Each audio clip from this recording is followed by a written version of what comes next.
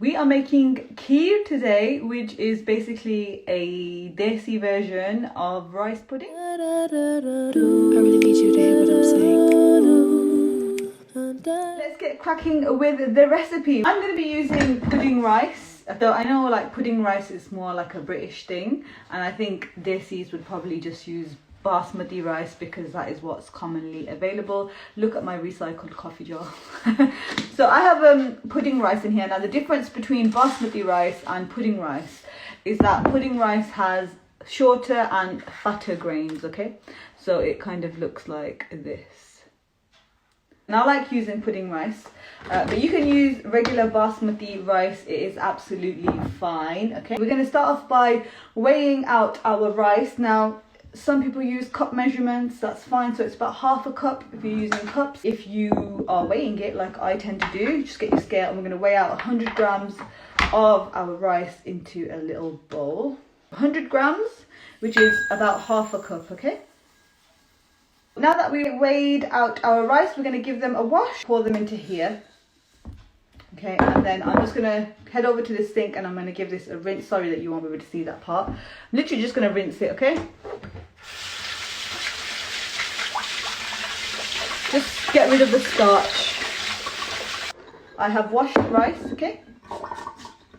So we're going to put that aside for a moment. I have a fairly large pot here, and the reason why we need a big one, I wouldn't advise using a small one, even though this is not going to fill the pot. Obviously this amount of kheer is not going to fill this pot. It's like a medium-sized pot. The reason why you need it is because you need a lot of space to kind of mix it, and we're going to be using a full 2 liters of milk, so you need a lot of space to kind of make sure you mix it and it doesn't overflow, because it kind of, milk tends to kind of bubble to the top and like tip over if you have a small pot. So I advise making it in a large pot so that it's easier for you to kind of handle. Okay, so in our pot we're going to add a full 2 liters milk. This is already 2 liters.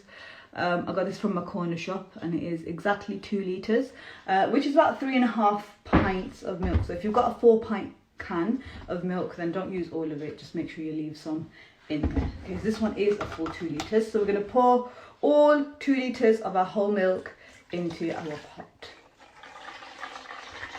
Now I'm going to add a couple of cardamom pods. Now it's up to you how many you add, but I don't like it too strong of a flavour, so 2 I think is enough. I tend to just kind of break them open first onto my work surface and just add them in, so you can add 2 or 3. So now we're going to move that over to our flame over here. Just let me turn the flame on. Okay. We're not going to add the sugar straight away, so important thing to remember is if you add the sugar straight away to the milk, it will start sink to the bottom and it will start making the milk stick a lot faster, okay? So just remember that you want to basically heat up the milk first and then you want to add the sugar in later, okay?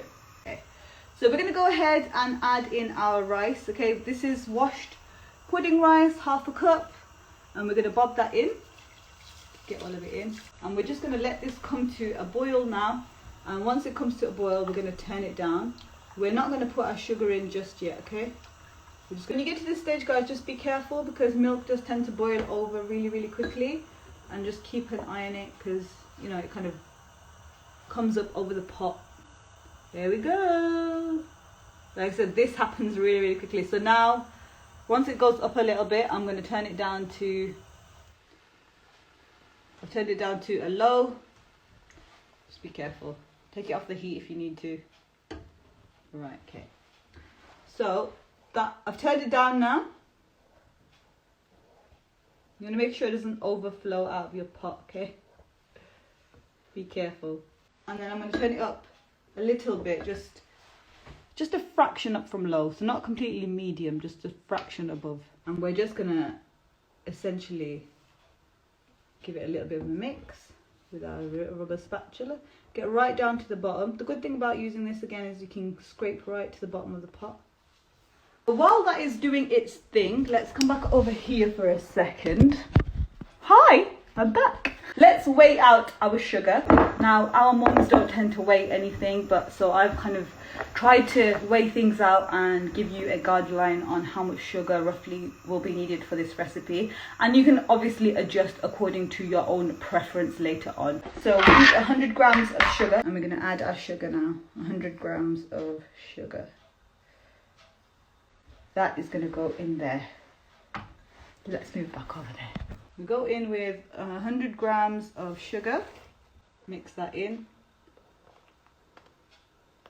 So what happens here now is that we just cook it, right? Okay, we just continuously just cook and cook and cook this for about 40-45 minutes on like medium to low heat. Every so often you just come back, give it a stir so that it doesn't stick to the bottom. From this point on, you're literally just kind of watching it, so keep it on a low, medium to low heat so that it's not simmering over. Okay, and then every 5 or so minutes you want to come and just give it a stir, make sure it doesn't stick to the bottom of the pan. Okay, let it cook, let it simmer for about 40 to 45 minutes until it reaches the thickness that you like. Okay, if you want it thicker, continue cooking it out. If you want it thinner, then just leave it thin. Okay, however, according to your own preference, but you just got to make sure that your rice is cooked through. Okay, so this is about 10 minutes into cooking it onto a medium to low heat. You can see the rice grains start to show through,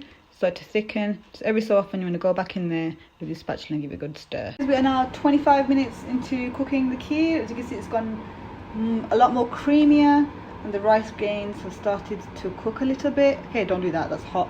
And I'll see you again in another 40 minutes in, and we have this luscious, creamy, delicious kheer. Our rice grains are cooked through. I will show you how to check them in a second. You can leave it at this stage, or you can continue cooking it to make it thicker for another 5 minutes. It's totally up to you. To check that your rice is cooked, you want to take a little bit out into a bowl.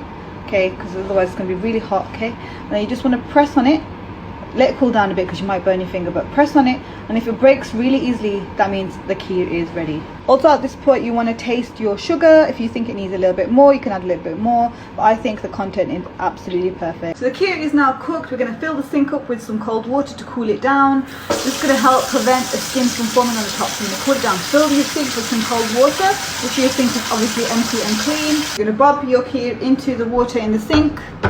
Make sure it doesn't get into your pot, obviously. You don't want too much water in there. Get your spatula and just stir and cool your kheer down. It will thicken as it cools down as well, so that's why you don't want to cook it too much on the stove. The reason why I'm doing this is because I'm going to add cream in it, and you want to add cream in when it's cool and not when it's hot. Okay, so just cool it down. It takes a few minutes. So the kheer is now cooled down, and as you can see, it thickens up quite a bit once it cools down, so you don't want to cook it too much. And now at this point we go in with 150 mils of double cream. Just mix that through, and you add this in once it's cooled down. Okay, you don't want to add it in when it's hot because the cream will separate and then you'll just get a layer of grease or butter on the top. Okay, so you mix the cream in so that it goes nice and creamy again, and that way it's not too thick as well. That is basically your kheer done. The kheer is now ready. I'm going to put it into a dish. You can put it into any kind of serving bowl that you want to. I'm going to put it in here because I'm going to stick it in the fridge, and I have a lid for this one. So just bob it all in. If you want to serve it cold, just take it straight out of the fridge. Top it with your chopped nuts if you want to put nuts on top, and that is your kheer ready. This can stay in the fridge for up to about 3 days. I hope you enjoyed that recipe. If you did, give this video a thumbs up. Take care of yourselves, take care of your families. Assalamu alaikum wa rahmatullahi wa barakatuhu. Bye, and enjoy your kheer.